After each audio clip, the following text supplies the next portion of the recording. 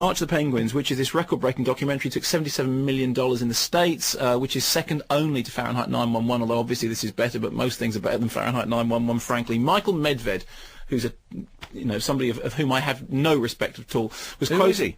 He's a critic. He's actually, funnily enough, the person who was responsible for the Golden Turkey Awards years ago, but now he's become a critic who's sort of sacrifice and child rearing. Well, a couple of things on this. Firstly, the Penguins, as it says in the documentary, are monogamous year on year. There are rock stars who are monogamous year on year. I mean, that's really not such a big thing.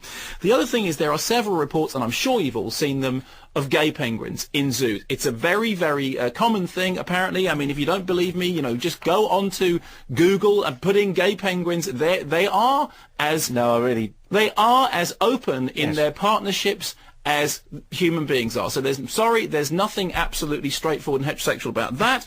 And what?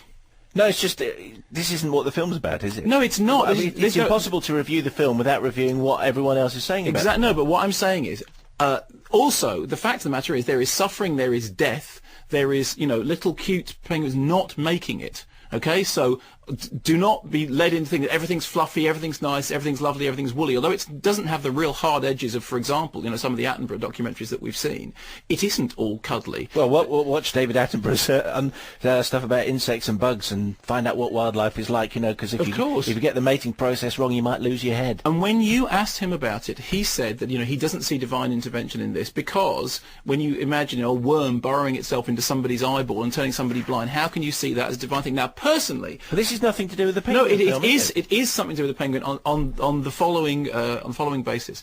The film is voiced by Morgan Freeman, who does a terribly seductive and actually very anthropomorphic voiceover. Okay, for example, there is a moment in which one of the penguins' chicks dies, and the voiceover says, "Her grief is unbearable. Her reaction is unimaginable." You go, no, it's not, because they're animals. They are not human beings. You can't talk about them experiencing grief in the same way that we understand grief. I'm not saying they don't experience grief. What I'm saying is we don't know what emotions penguins experience you cannot do the Disney thing of just turning them into animals. Now, of course, it is entirely possible to watch the documentary, as I did, incidentally, and go, I'm sorry, this happened by chance. It's just completely accidental that this extraordinary evolutionary thing happened, whereby the penguins know where they're going to every year, and they do it, and they reproduce, and they say, well, this is accident.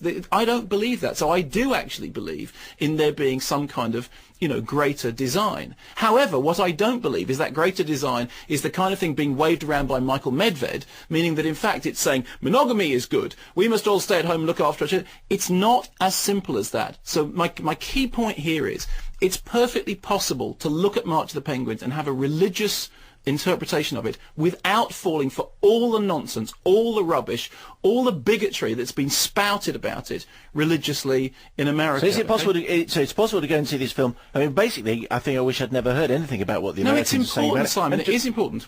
Can't you just enjoy it for what it is, whether it's a good documentary? Yes, you can. That's all I'm saying. Well, yes, but it's a flawed documentary because the voiceover is much too anthropomorphic, and because it doesn't quite have the strength of its convictions, and because the voiceover is actually the thing that has led people to go off in these strange tangents. But all I'm saying is, even as we dismiss those, the lunatic things that have been said in America, that doesn't mean the film does not have a spiritual dimension, because it doesn't mean that it's impossible to look at, it really is possible to look at penguins and go, I'm sorry, I think there is some kind of guiding hand in all this. And do you think there were some gay penguins in this film that maybe were just out of shot, that they deliberately cut out? Well, apparently you can't tell. You can't see when you look at them. Apparently this gay penguins in this zoo. This is this lovely news story. They said that they only found out that they were gay penguins because they've been together for 6 years. They've been mating regularly, and they finally did a DNA test that turned out they were both blokes. That was why they weren't having any eggs. Even the people who ran the zoo didn't know. You can't tell. They're penguins. They look like blokes in dinner jackets.